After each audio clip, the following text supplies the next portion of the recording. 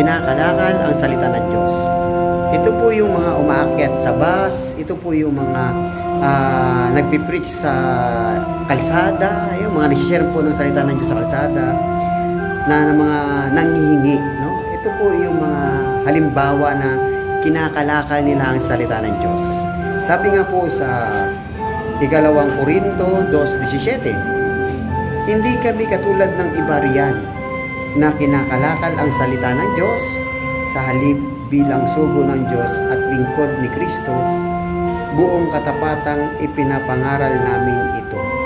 So, ibig sabihin, kung ikaw ay tapat, no, na sa iyong sarili na talagang ipahayag ang magandang balita o magandang salita ng Diyos, kailangan ito ay hindi ka nanghihingi ng anuman, no?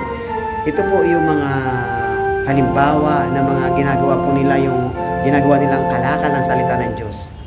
Ito po yung makikita po natin na umakyat sa mga bus, na mga nanghihingi ng pera. Ito po yung mga makikita natin sa kalsada na mga nanghihingi ng pera.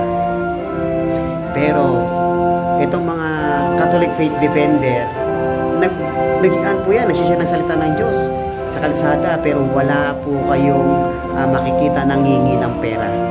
Yun po ang tamang pag-share ng salita ng Diyos, yung kailangan hindi ka nanghihingi ng pera. Amen? Amen. More prayer, more power, spread love. Ingat po tayo lagi. God bless sa atin lahat. So, nandito po tayo ngayon sa EDSA Shrine. Patuloy po tayo magsimba, mga kapatid. God bless po. Ingat po tayo lagi. Spread love. Ano yung sa'yo ng cute? The end. Amen. So, manatili po tayong cute. Amen? Amen. Napakasarap palang maging isang Katoliko. Yan po ang isang katotohanan.